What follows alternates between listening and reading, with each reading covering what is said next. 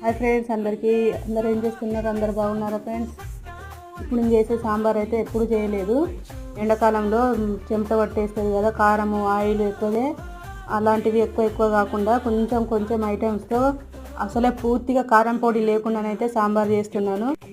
ముందుగా కందిపప్పు ఉడకబెట్టి ఆ తర్వాత ఒక గిన్నె పెట్టుకుని అందులో 2 పావులు ఆయిల్ వేసుకొని జీలకర్ర, ఆవాలు, ఎండుమిర్చి అవి ఫ్రై అయిన తర్వాత ఉల్లిగడ్డ కూడా వేయలేదు, వెల్లుల్లి కాడలు వేసాను.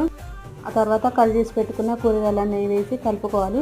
ఒక 5 నిమిషాలు మూత పెట్టి ఉడికించిన తర్వాత ఉప్పు, పసుపు, టమాటాలు వేసుకొని మరో 5 నిమిషాలు ఉడికించుకోవాలి.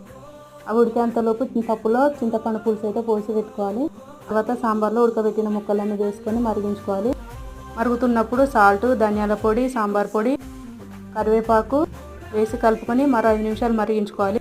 ఆ తర్వాత వెల్లుల్లి రెబ్బలు కచ్చపచ్చ దంచి వేసి కొత్తిమీర వేసి 5 నిమిషాలు మరిగించుకోవాలి. అంతే, సాంబార్